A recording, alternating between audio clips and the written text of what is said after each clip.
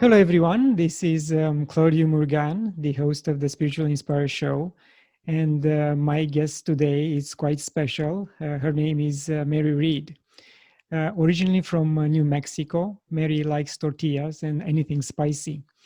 Growing up agnostic, her childhood dream was to be the backup dancer for Michael Jackson.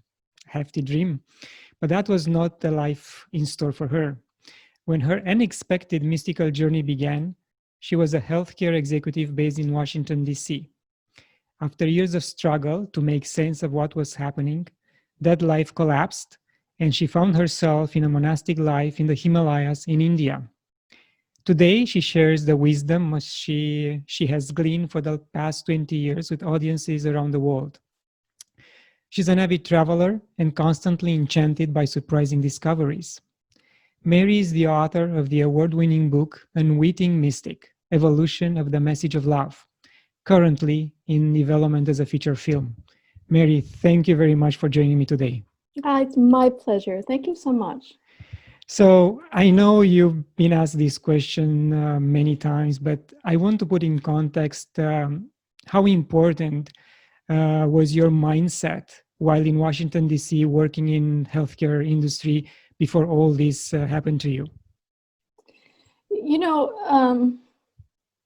Back then, I wouldn't have considered my mindset any different than anybody else's. I didn't think at all about spirituality or religion, which might be a little bit different from perhaps most of the population. But I was just concerned with being successful in my home and making money and doing interesting things in the world, which I had a lot of opportunities to do. But I wouldn't have recognized my mindset as anything unusual or something that needed to be changed, which I think was part of the big surprise for me when the mystical experiences started, was that the experiences were so remarkably different, and that sense of what felt much more real and simple than this reality was so remarkably different that created a lot of problems for me, because it didn't agree with my mindset. There was nothing in my mind that could align with that, especially because I was, a healthcare executive in Washington, D.C. So, when my very first experience started, it was going into the body and being of Jesus on the cross at the moment of crucifixion, and then witnessing humanity's evolution from that vantage point. So you can see there's nothing in that would fit a life of an executive in Washington, D.C. It was very strange for me. So that created a lot of problems, actually. I think all the problems probably stem from mindset, don't they? Right. So there is no secret that at one point you tried to commit suicide. It's in your book, and I read excerpts from the book. So you just mentioned that your mindset was different, but was anything in particular that you didn't want to, or which hold you back, held you back not to accept these new life purpose, which were sent to you through different voices and messages? Was anything else which was holding you back? I don't know that anything was holding me back as much as I couldn't find my way there, because I tried to seek help with what was happening, because I couldn't marry it with day-to-day life. It was too, first of all, it was too big. Secondly, I couldn't talk about it. And thirdly, I had no idea what to do with all of that. Where does all of that fit into the life of somebody just doing a regular job? What does somebody do with the vantage point of Christ on the cross? What do you do with that if I don't have a spiritual background? I don't have an infrastructure of religion to turn to. I don't have a community to talk with or anything like that. So the only thing that was really holding me back was an understanding of how do I go forward holding those two really different worlds, because all I knew was my normal world, right? And so when this other thing started, and all of my experiences, I've been having these experiences now for 20 years. They started in December 1999, or no, December 2000. And so all of my experiences have been very profound. They've been as profound as Christ on the cross, going into the origins of existence, the origins of fear, going into the mind of Buddha at his first moment of enlightenment. All of these very big, weighty, pivotal moments in human evolution. And so what does one do with all of that? What the hell do you do? Like, you can't go into the office on Monday morning and say, hey, guess what happened to me over the weekend? I had this thing. You can't talk about it. And so I began to seek help. I began to go to therapists and more therapists and more therapists, and then Reiki practitioners and acupuncturists and shamans and regular doctors, and back to the therapist, just to get help processing what is happening to me and why is this happening, but most importantly, what do I do with it? And no one could help me. Absolutely no one could help me, again and again and again and again and again. And over the course of 10 years, I saw more than 40 practitioners, and I was a world traveler, so I saw people around the world, and no one could help me. And this was, before you could jump on the internet and find communities to connect with. So it was 10 years of really intense struggle. And the further along in failures that I got in trying to find help, the bigger the buildup of wisdom that was happening within me. And so eventually it just tipped my world upside down. And that's when everything in my normal world just fell apart. Everything, my normal successful career just crashed spectacularly. And I often use the example, it's like the eggs just dropped. You can't put them back together again. There was nothing that I could do at all. And so that was starting around 2010. And by spring of 2011, I made the decision that what must be happening, because everything was going away in my normal world, was that this is all a sign that I'm supposed to do my work from the other side, which wasn't anything at all that I had been shown. It was just a decision that I made in my massive state of despair. And so that's why I had the very serious suicide attempt in March of 2011. Well, a key word you mentioned, shamans. And I know that usually they're able to help. They invoke spirits from the other world, or through various plant medicine, you'll be able to find the answers. So even with the shamans' help, you were not able to find what you're looking for.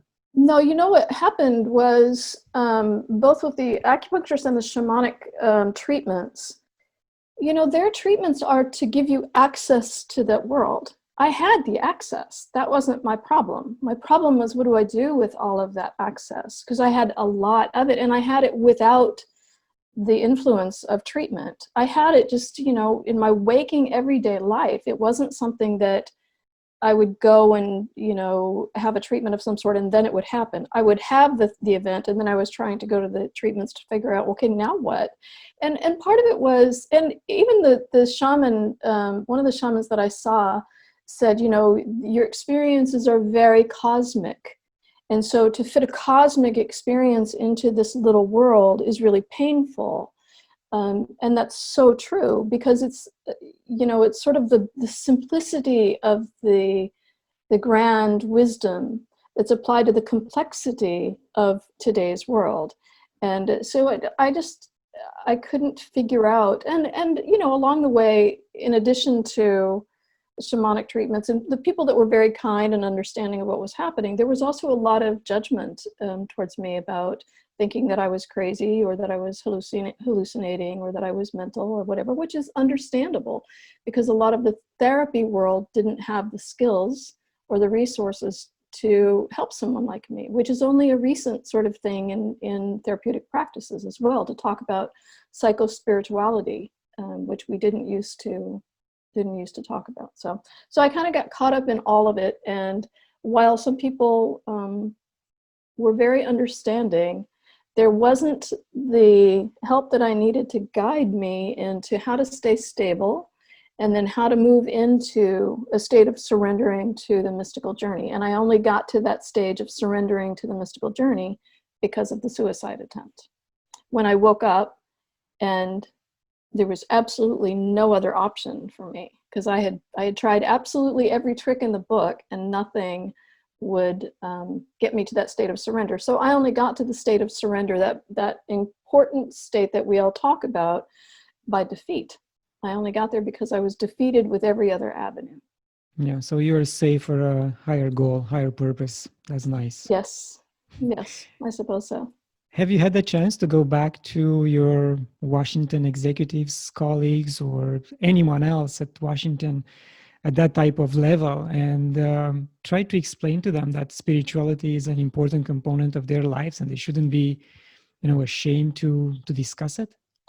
What a wonderful question. Nobody's asked that. Interestingly enough, so I didn't tell people along the way that I was having these big experiences, and I left that work that I was doing, particularly at that time in clinical research when all this first started, and I went to the nonprofit arena and I worked in a large charity here in America and then over in Africa as well. And so I've stayed in touch with people over the years, but I didn't tell them at the time that all of that stuff was going on.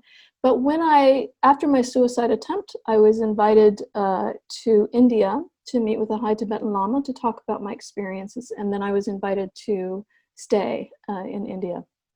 So I ended up living in a Buddhist nunnery. But when I was moving from here to there, I had to tell people why I was moving. So I came out of the closet then to say, well, actually all these years I've been having these mystical experiences. So I came out to my family, I came out to friends, and a lot of that I did on social media because I've kept in touch with people all over the world through my work.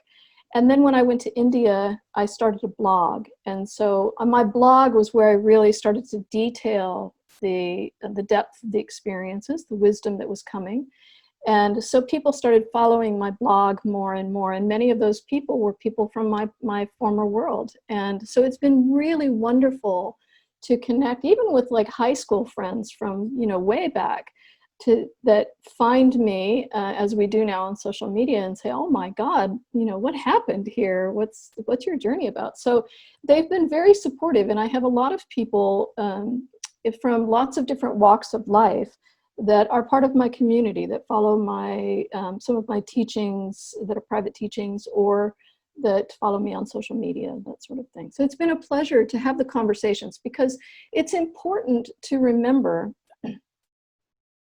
that even those of us who have access to this really incredible wisdom, we're still humans here living a normal life. And so our friends are all in their normal world. And there has to be a point at which we bridge the conversation about how to apply that wisdom.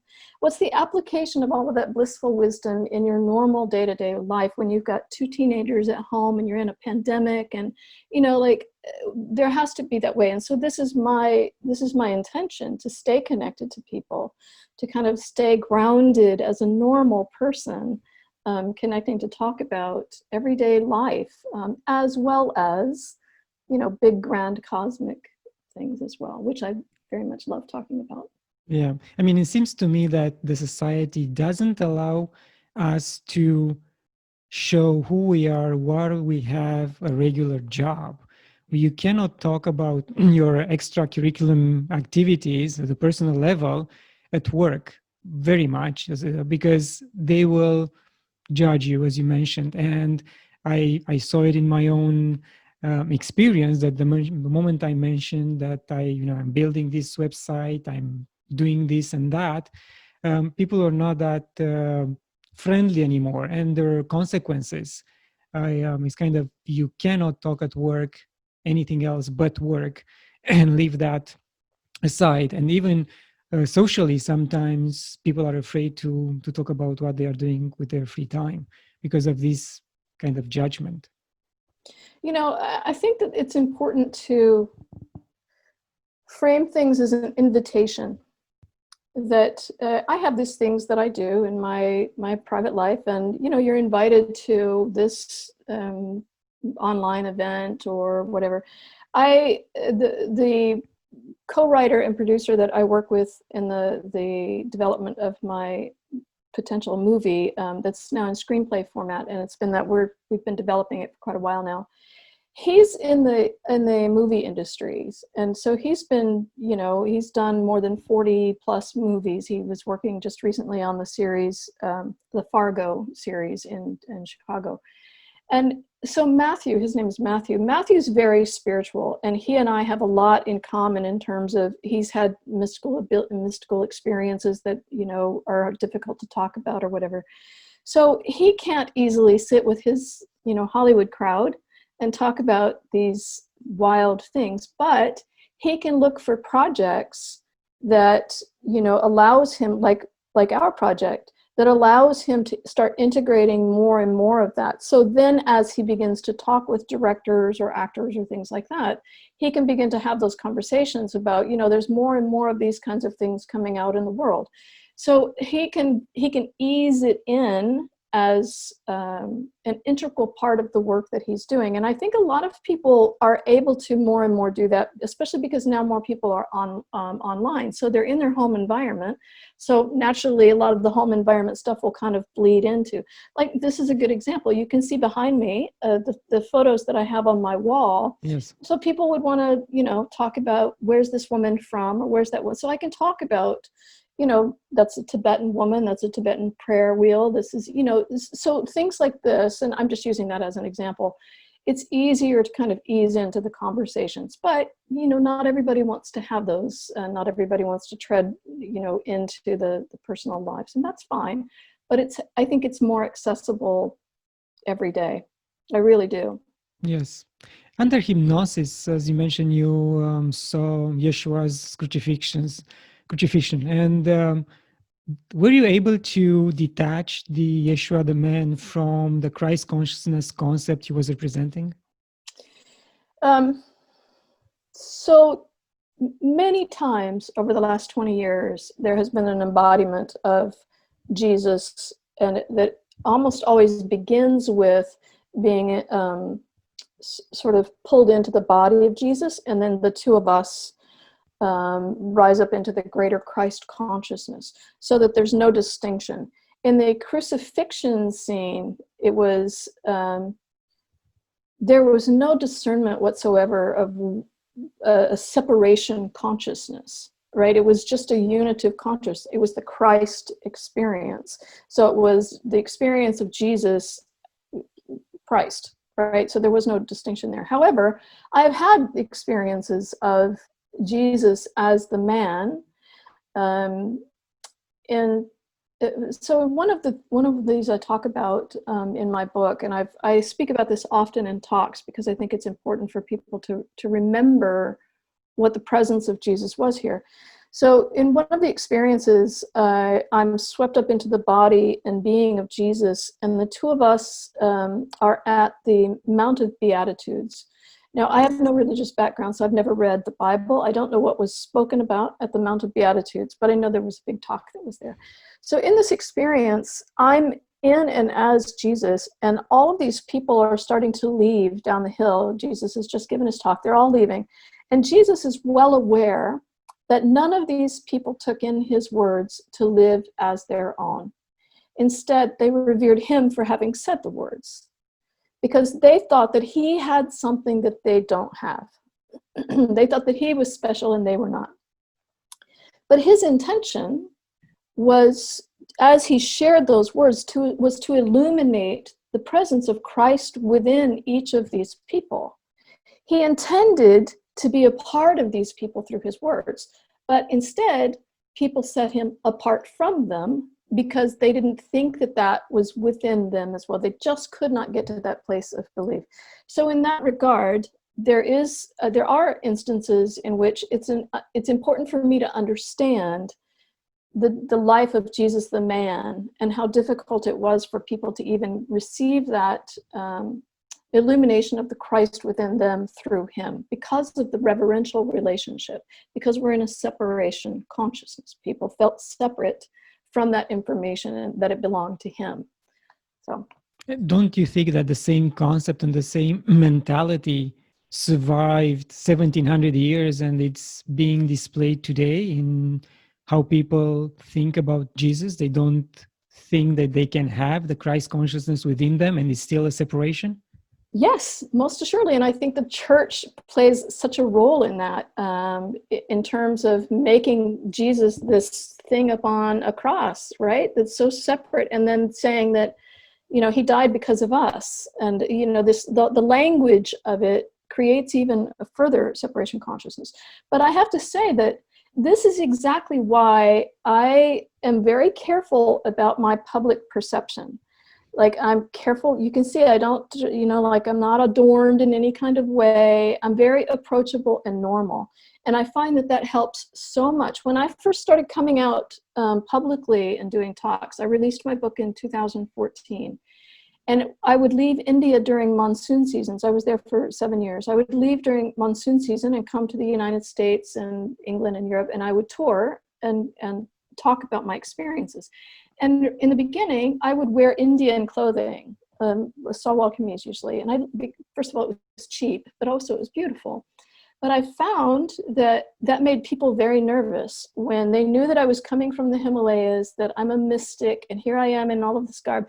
People would literally shake and cry and everything in my presence. And I realized that I'm creating a barrier by not seeming normal to them. So I'm very intentional about my language, about my appearance, about everything. I make sure to shake everybody's hand at events and try to remember people's names, because I want people to feel one-on-one with me, like on the same level with me, because the information is what matters, not who's presenting it, right? And if they can tune into that, if they can get comfortable enough to just open themselves up to the transmission of that wisdom, then everything starts stirring within them. That remembrance, that resonance starts stirring within them. But you have to make sure that people can be open to that. Yes. What is Christ consciousness to you? What represents to you? I'm not one to parse out for definitions, because this is where we get really mixed up with the best way I say about this is that, you can imagine a whole cosmos full of wisdom, a whole cosmos full of words that represent that wisdom, right? So if I just pull a single word or phrase, Christ consciousness, out, then anything that I say that it is will automatically negate a whole bunch of other things that it also is that I can't tie into one definition. So the best that I can do is to say that the Christ consciousness would be all of that we cannot capture in any kind of definition. It is the consciousness of an openness to all. And in that all, in the cosmic, most divine sense of all of that information, wisdom, people, life is equal and free to be whatever it is, unconditionally accepted, and in a state of oneness. So you could say that that's what Christ consciousness is. Yes, and in fact, oneness is another concept is not easily accepted in the West. Again, it's still about separation and not being one. Right. I think that people don't know what to accept. I think that they don't understand here we go with the definition, right? They don't understand what it actually is, because we live in an environment that says, I'm separate from this desk, I'm separate from the computer, I'm separate from you. I don't understand oneness. I think they equate oneness with, something like we should be nice to people so they're nice to us. That's something very, very rudimentary, without realizing the inseparability of all life. I think it's too far beyond what a Western mind can get to yet. Yes. At your talks, have you ever been asked why you didn't read the Bible? I have had people, all the time, I have people send me things that I should read. I have people send me their books. I have people send me A Course in Miracles. I have people who sent me Bibles, who say, you should really, your teachings are just right in line with the Bible. And that's great, but the reason why I can go to the very fundamental core of these very big pivotal experiences in human history is because I don't have any filters, because I haven't read the Bible, I haven't read A Course in Miracles, I haven't read the Quran, I don't know about these things, so I don't have any filters about what I think is right or wrong. I don't have any filters of the stories. I don't have any of those paradigms already setting me up for any of that. So I'm happy to explain that to people when they feel like I should. And I have had people kind of a little bit disgruntled that they feel like I'm judging the Bible, and of course that's not it at all. It's simply that the wisdom, as a Tibetan Lama said to me, he was, in my book I talk about meeting with the man who was the Dalai Lama's teacher for more than 30 years. And I asked him for help with my meditation, and he said, no, because truth comes to you in the way that it needs to. And we don't want to mess with that. And that's how this is. Truth comes to me in a very pure, simple, my way, the thing that is correct for me in the way that I understand it. And nothing else is, I'm well aware that what comes to me aligns with the core teachings in the Bible, the core teachings in A Course in Miracles, in the Quran, and Hinduism, and I'm aware that it does, but I don't need to read it. I don't so you're need to not see taking that. any sides, pretty much, and you take the information, the knowledge directly from the source. Yeah, in my world there are no sides. There's only God. That's Exactly. it. Mm-hmm. There's only, and we can, God is kind of a loaded term, isn't it? But in my world, it's always about love. That's it. How did your 7 years in Tibet affected your, spiritual journey? Oh, it remains today my biggest blessing. It almost makes me choke up to think about it. I should say that it wasn't Tibet, it was India. But in my travels, when I was working, I worked a lot in various countries in Africa and Europe, and I have a charity in Asia and in Cambodia.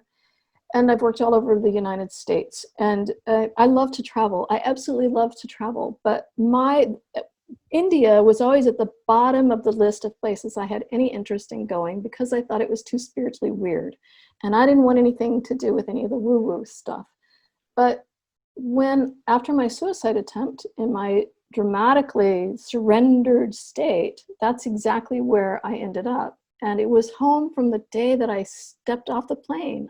There was something totally chaotic and wild about it, but at the same time, it was magical. It was just incredible. And living in a nunnery, which is where I lived, I lived in a Buddhist nunnery at the foothills of the Himalayas, where every conversation is spiritual. And like when the food comes to the table, there's a whole different relationship with food, because the man that walked up the field with the rice on his head and the vegetables from the market on his head, and you saw where it was planted right outside your window, and you can hear the prayers, every morning, the chants from the Hindu community, the Muslims, the Buddhists, they're just filling the air. It's so alive with God. And the whole, the whole living of life is very spiritually alert and aware in India, like nowhere else. And it gave me that sense of how to walk through life like that. And it gave me an appreciation for things in a totally different way than life in the Western countries ever can. And every morning, because I lived in the mountains, I would just head right out the door before sunrise and be up in the mountains when the sun would come up. So I knew all of the mountains. It was a relationship with nature that was really precious, and a relationship with all the mountain people that you meet up there, which was really precious, because they don't speak English and I don't speak Hindu. So all it was about was togetherness in this really divine setting. So it's always glorious. And I think that really rooted me. Every day of that life just rooted me in a contemplation of the beauty of life, really grounding fully and rooting in that kind of connection to God constantly. How easy is for someone else, like a novice, to get access to such monastery and spend time there? I think it depends on where you go, but it's quite easy. I would live there around 9 months a year, which is a little bit difficult, actually it's very difficult because most people can only get a 6-month entry because of visa things, but I just happened to luck out there and I had a residence permit. But for short periods of time, it's quite easy. You can go to an ashram, you can go to a monastery. There are 2-week centers and trainings that you can do at various centers in the area, especially around where the Dalai Lama lives. So depending on whether you want to do a Buddhist perspective or a Hindu perspective or various things, all over India, there are options for you. It's quite easy. To do it for longer periods of time, I think the bigger challenge is just arranging your life here to allow you to do that. On a previous interview, you made a statement that caught my attention, and you had the feeling that you can purify water. I write about water properties, and I'm interested on how water evolved or impacted your spiritual path.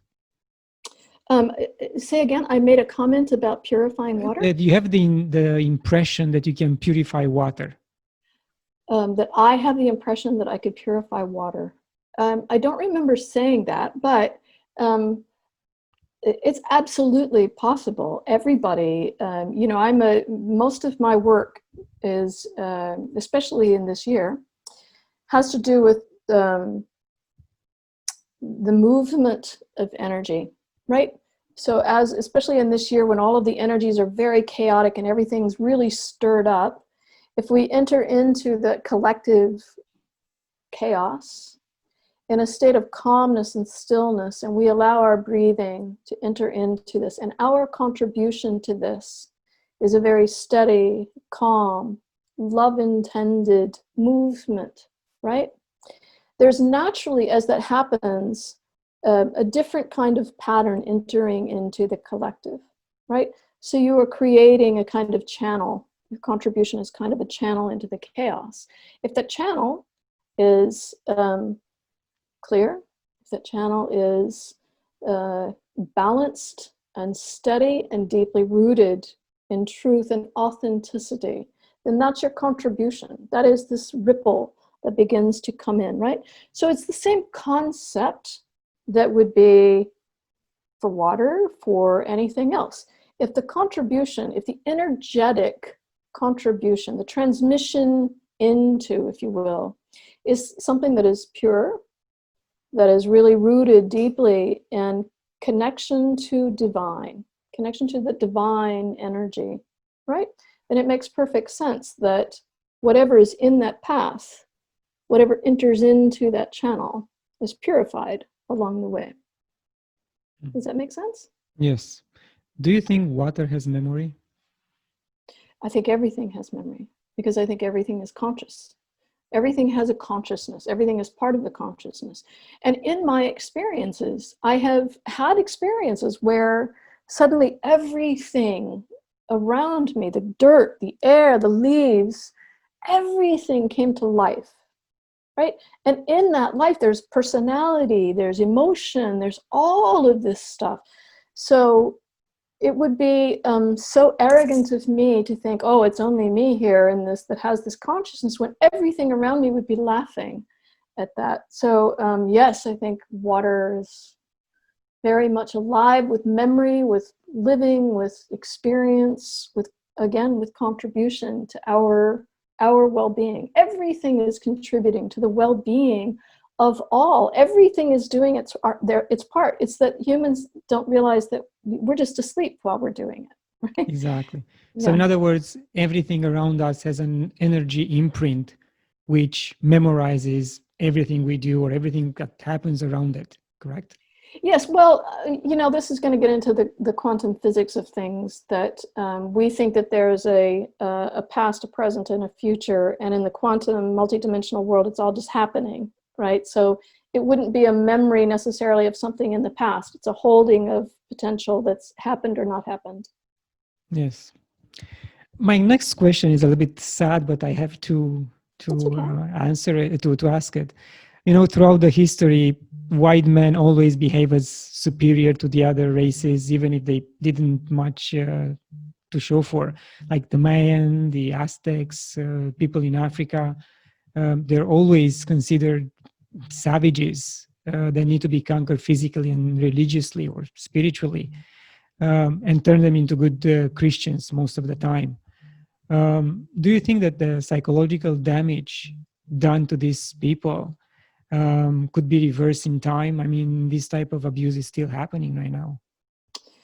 Um, yes, I think the healing can certainly and is happening. But I will tell you that the psychological damage has been on both sides. It's the psychological damage within the white male mindset that is just this wounded mindset that needs to conquer everything to feel okay, the male dominance of that, and then the wounding that's on the receiving end in the oppressed cultures, oppressed populations. But what's happening now, what's coming to the surface finally, now in particular, and 2020 is a great example of this, what's coming to the surface is that the teachers of how that healing takes place is from the wounded populations, from the Native Americans here, from the Black women, from Black men here in the United States and the Western countries. And it's rising up more and more in the Aboriginals in Australia and other places where there has been the oppression. These populations are rising up to be the teachers, to be the compassionate teachers, to say, okay, now the reaction to all of this domination will be different. And as we react differently to the old patterns, then those old patterns begin to break down. And that's what's happening right this minute in 2020. This has been a remarkable year to show us much deeper understandings as more and more people are coming to the forefront to talk about their wounding, but also coming to the forefront from a really deeply compassionate place of readiness to end all of this suffering.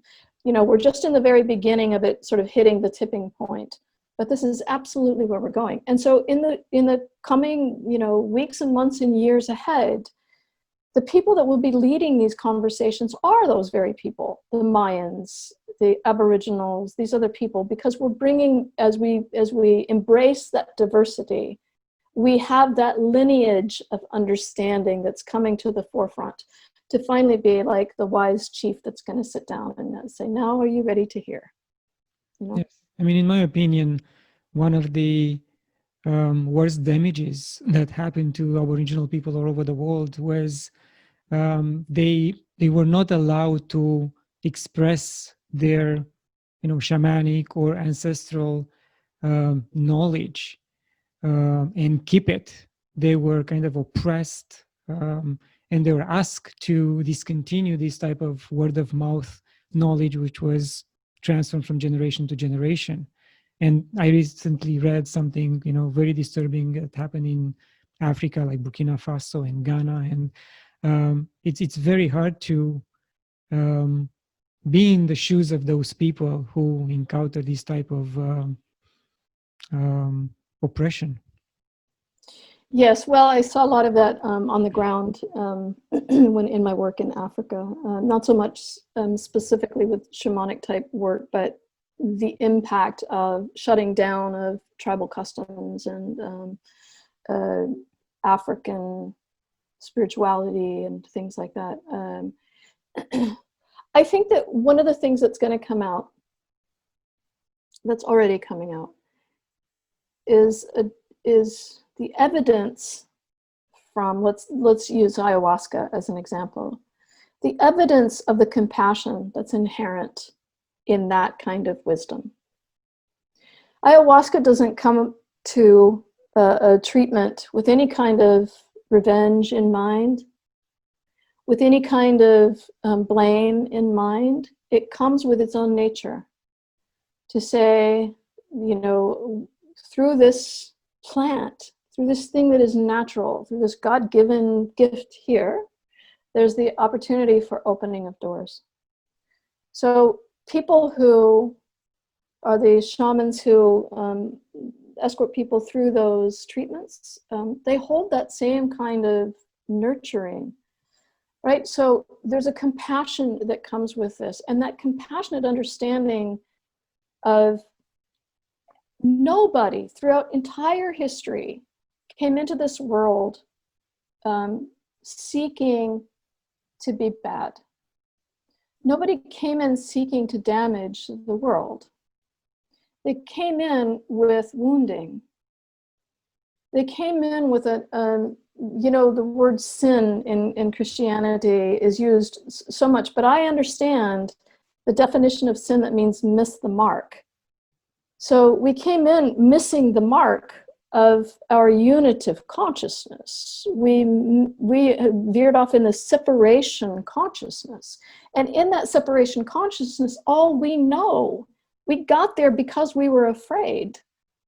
We encountered fear, we contracted away from unitive consciousness into this separation identity. And in that fear, all we know how to do is protect ourselves. So protective mentality sets up a need to conquer anything that threatens you. So then it's just perpetuated again and again and again and again and again. So white men, the lineage of male dominance that inherited this need to do that, it's not that they came in saying, oh, that's what I want. This is the thing that eventually, in its innocence, is realizing,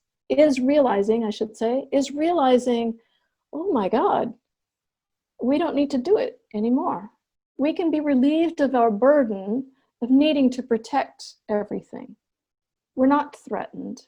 In fact, all we're doing is threatening. So I think that as these things like ayahuasca and shamanic therapies and those sorts of things come to the forefront, we will see more and more and more of a compassionate embrace of the innocence of these conquerors, of that mentality, of that, I talk a lot about the conquering mentality in humanity, that we will see the relief of that in all who've carried that burden. When I look at people today, and I look around at what's happening in the US, it just breaks my heart to see the sense of, machismo holding on to that need, right, without realizing what's under it, the burden that's been carried under it for millennia, right? That's so tired now. That's so tired. So I think as these things come to the forefront, people will see from a compassionate angle that relief coming as all of these old systems begin to dissolve and more compassionate things rising up to help. And if we gain or regain our innocence, then we'll connect more with nature, we'll connect more with ourselves and with those around us, and everything will change. But we really have to understand that. Yes, reconnect with our innocence. That's exactly it, Claudiu. That's exactly it. And, I always tell people that nature is the place of no resistance. Nature simply is, and we are embraced right there as that. So nature is just waiting for us to kind of relax all of our boundaries, right? And then all of the wisdom that they hold, all of that innocence that they hold, can just, help us connect back bit by bit by bit. It's a really gentle, compassionate process. Yeah, and it's interesting because last night I read a piece of knowledge, Hawaiian knowledge and wisdom, which says that the land is the master and people are here to work it a little bit just to support themselves. But all that statement has been twisted and reversed, where we are the masters, we have power over land and animals, and we can do whatever we want. And it came to me that the Holy Book tells us that. So, of course, if we really believe in what the Bible says, then we're going to have to follow that example as well. So, right. This is, this is where language gets really complicated, because the moment that a man who has filters and beliefs and history begins to write down what was transcribed or whatever, and then that gets translated again and again and again and again, we've got a mess. And so I think this is one of the many beautiful things about what's happening in our world today, is that more and more and more people are coming either through near-death experience or through direct mystical experience or channeling into that direct wisdom without a middleman, without anybody who translated it along the way. And some of that is coming directly from nature. Some of that is coming from the people that can communicate with water, that can communicate with the energy of the land, right? So I think that we're coming into that direct relationship with wisdom more and more and more. And that's my experience, that all of the divine teachers, no matter what form they take, are making themselves known here now. I've given several teachings on this year, specifically on that the divine teachers are here, that we who stay open and allowing and trusting are the ones ushering those in, right, to the forefront so that they're available to the collective. Yeah, I'm so glad that you didn't write the Bible, because you'd have been disappointed. You get the gut feeling directly from the source, and then you read what the God says in the Bible, you'll be disappointed. So, good for you. Well, I have to say, people send me snippets from the Bible. They're like, oh, I was listening to your teaching and this thing, so I'll read that, and I understand fully the intention of it. I know what the intention beneath that or behind that was, and I can also see where it got a little mixed up. But yeah, I agree, a whole Bible would just mess me up. You mentioned people which had the like near-death experiences or mystical experiences like yourself, and some of these people usually are contacted by extraterrestrial beings. Was that the case with you as well, or you just stayed with the regular teachers? Well, I don't exactly know what an extraterrestrial being would be, because everything, if you think about embodying Jesus, who's not walking on our earth right now, is that extraterrestrial? Or, are we thinking, I don't know what those are, but I've never encountered anything that would be considered, from another planet, or anything that, I encounter angels. I don't know what to call them. They're just beings of light. But it could be that people call those things, aliens or whatever. I don't know. But I've never had that. I have to admit, I would love to, experience that at some point. But it's not, I know that I have a particular body of work. I have a particular role here. The second mystical experience I ever had, I was suspended way up in the universe. I was all of this, and I spoke as though the cosmos itself was speaking, and I said, I am the message, and I'm to be revealed in that world as the message, looking down at planet Earth. And I'm aware that in that moment, I didn't say that I'm the messenger. I'm not here to give a message. I'm here to live the message. I'm here to be the message.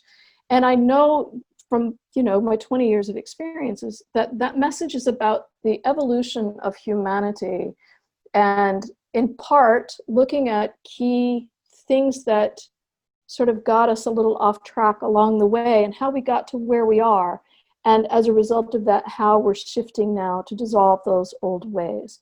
So there's a story, a journey story that I'm to be embodying, and I'm embodying that journey myself.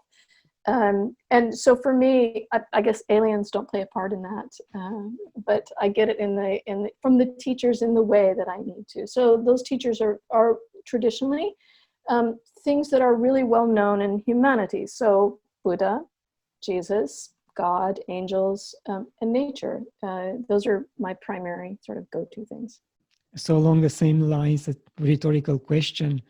Do you feel that you are expressing yourself fully these days? No, nothing hidden, nothing staying on the side? I hope so. If there is anything that's staying on the side, I don't know it. I can't feel it. And I'm very intentional about being just normal and open. And so, I have a private community that I meet with, a Patreon community that we meet once or twice a week. And I'm very open with them when I feel sad or, you know, I've had a rough day. It's not often, but I try to make sure that people know that everything's part of this experience. None of the, you know, our grief isn't just going away because we're waking up. In fact, the whole point is that we're bringing everything along with it, so that that grief, whatever that grief is, can have its say finally, can have its embrace of love, where previously we wanted to do away with sadness or grief or things like that. And the point is, everything is a part of this healing, everything. So I hope that I'm bringing everything along in my moment-to-moment life here. Thank you. Are the messages from Buddha different than those from Yeshua, and when do they come? I mean, they alternate, or did you figure out the triggers for these type of messages? I have never been able to figure out the triggers. And believe me, I tried. And I don't know. They will come when I need to know something from that angle. I said before, I said in my book, there was a moment, I don't remember how it happened, but there was a moment where I realized, oh, I know, Buddha was like the swirling energy in my head, and Jesus was the swirling energy in my heart. And then the three of us were just like vibing this whole thing. And I realized in that moment that Buddha was clearing the debris of my mind, the complications and misunderstandings of my mind, and Jesus was opening my heart to the truth and wisdom. So they work together, they work in sync, and I've gotten the exact same kind of wisdom from both, but from very different perspectives. And even beyond Jesus and Buddha, you know, from the all that is, or the God or source perspective, that these would both be a part of, if you will. So they come when I need them. And now, starting this year, I began to channel. And I began to channel a large arena-sized collective of divine beings that call themselves consensus. And sometimes in that arena is Jesus and Buddha, and sometimes they're not, because they're only here for what's happening in the moment. So if there's a teaching that needs to be more prominent through the language or the understanding of Jesus, or the language or understanding of Buddha, they'll come through. So it was a moment when you realized that, okay, now is the time I can channel, or again, it was a message that you have to do it starting now? No, the channeling came when the pandemic was just starting to kick up, and all of the energies were getting really chaotic. And I have a friend in Australia who I meet with regularly. She's lovely. And we kind of go into a deep meditation together. And we were in a meditation together, and all of a sudden I said, I'm supposed to yield. And then I just began to speak, and I was in an arena, and then the arena was full of these divine beings. And now I can just sit down and they come through, but they usually come through when I sit down with my group, when I sit down with my Patreon community. So I'll channel about once a week. Right now, it's very much just a guidance to stay steady and calm or whatever, but there was a lot of teachings that came through over the summer. And I'm actually, right this minute, I'm working on compiling those as a course, because they're really, there's about 40 teachings that came through, and they're staging in how to be anchored in and as the new. And so I'm going to be making that a course that's publicly available soon. Interesting. Thank you. Mm-hmm. After I wrote my first book, which is spiritual, relatively spiritually, I decided to organize events where I can, guide people to step on their spiritual path, regular walks. And I had only women attended. And I was amazed at why the men are not coming. What stops them? Is the macho feeling you mentioned earlier, the ego?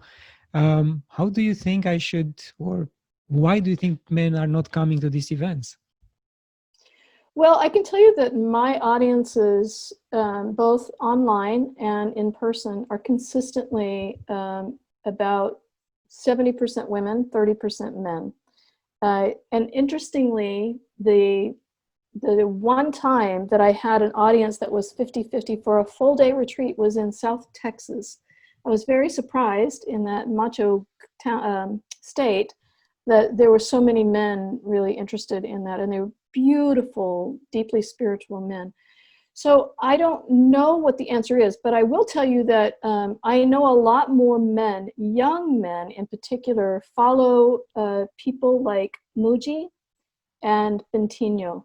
So I don't know, I think that there may be a more immersive experience and a kind of hipper experience that they're looking for. You know, I'm 59, I'm not exactly their cup of tea probably, but my experience is that that young men in particular want to do a lot of analysis and talking, and for teachers that there's not a lot of dialogue, there's not a lot of intellectual discourse. I don't think that that's as appealing. I don't know. Beyond that, I don't know. I do know that a lot of men are more apt to follow the Course in Miracles. Yes, yeah. So they're part of the discussion groups, and here again, they can get in the groups and they can discuss, right? Because there's not a teacher, they can bring their opinions to the table.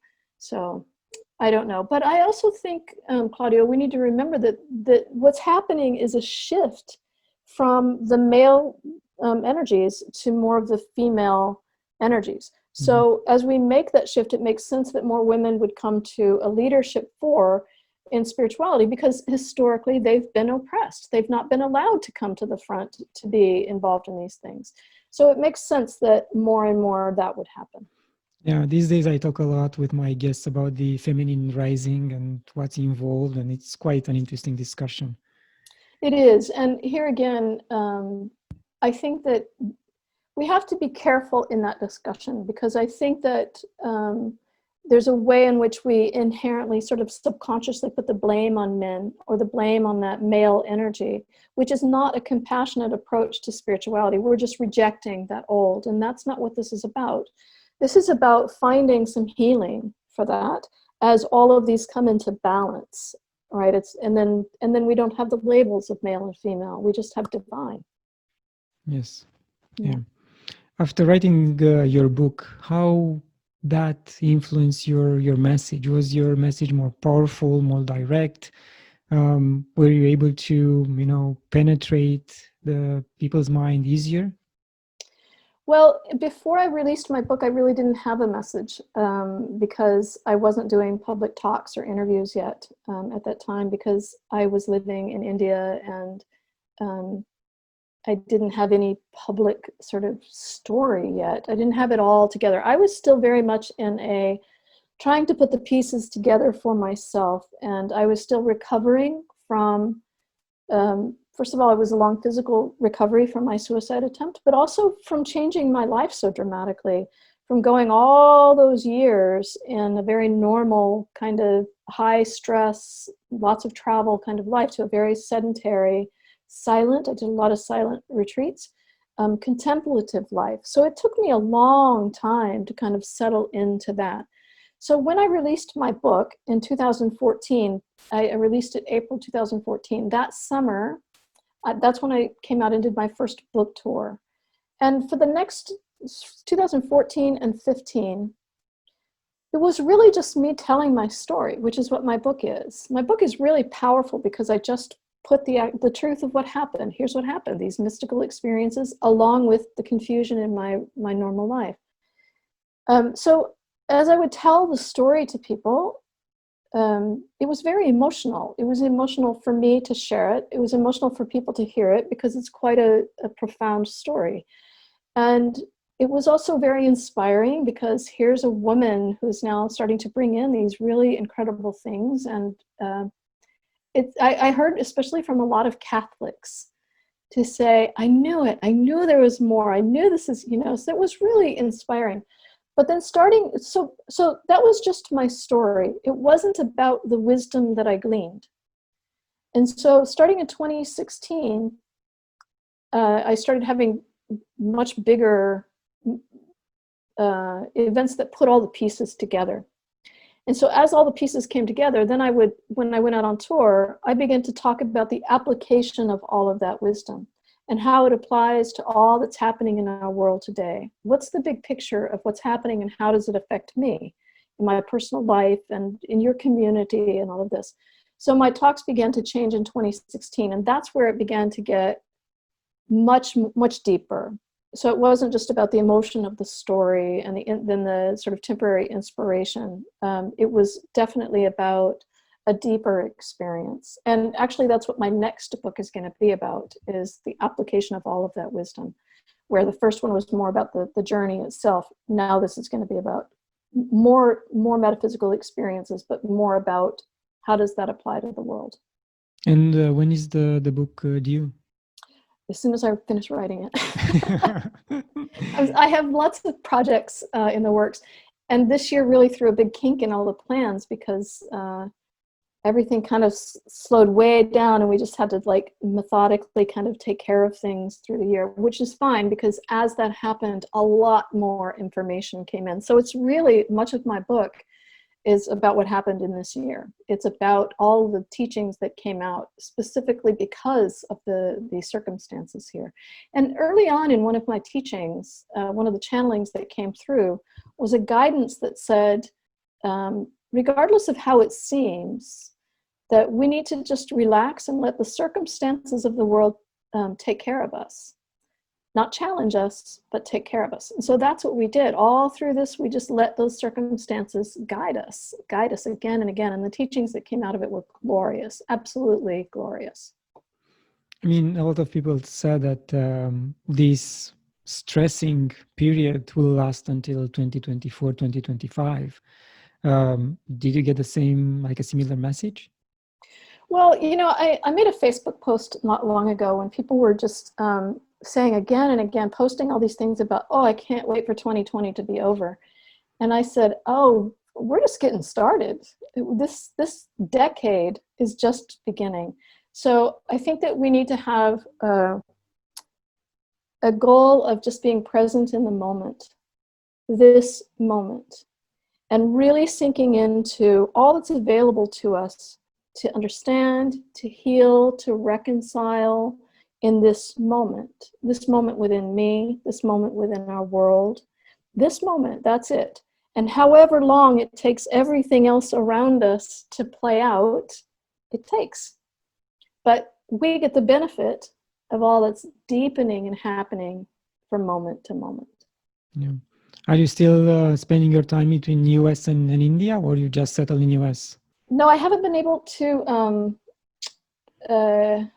it's not that I haven't been able to, I haven't been called to go back to India. This is why I moved back just in year before last, because I finished my tour at the end of 2018.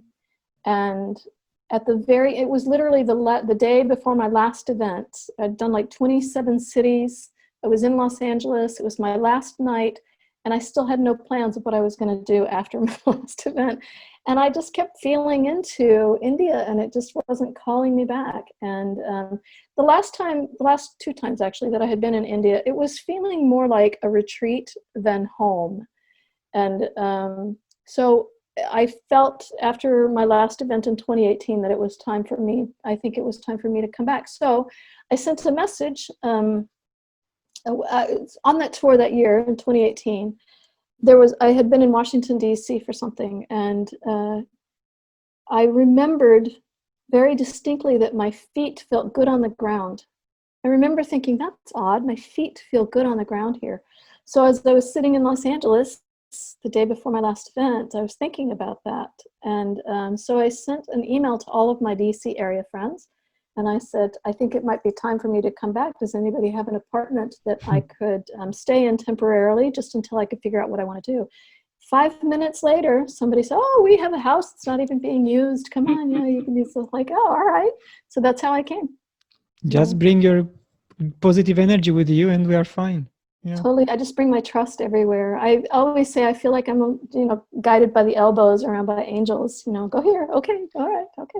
Yeah, I try to surrender as much as possible, and let the universe guide me, and we'll see how that goes. I find it, first of all, it takes a lot of pressure off if you can really stay in that state of surrender. But also, usually what happens is much more fun than I could have dreamed of myself. Hmm. Mary, we are getting closer to the end of the interview. Any final thoughts about your projects or any nugget of wisdom you can share with us? First of all, thank you. This has been a lovely interview. I'm always happy to make new friends, and I hope this isn't our last conversation, Claudiu. Thank you. People can find me at unwittingmystic.com. That's the name of my book, .com. And check out my media tab on there for interviews and videos and some teachings and things like that. And then they can check out on my website, I have 2 courses, online courses that are available now. The Divine 444, which is a spectacular course. It's gotten incredible results. And the Divine Vibe, which is the follow-up course to that. And then if people are interested in joining my private satsangs that are held weekly or twice weekly, they can look at patreon.com/Mary Reed, which is also on my website. Mary, thank you very much. Namaste. Thank you. Thank you, Claudio, and thank you for all that you make available to us in the world. We really appreciate it. Thank you. And for my subscribers, please watch this video, share it, and subscribe to my channel. And until next time, love and gratitude.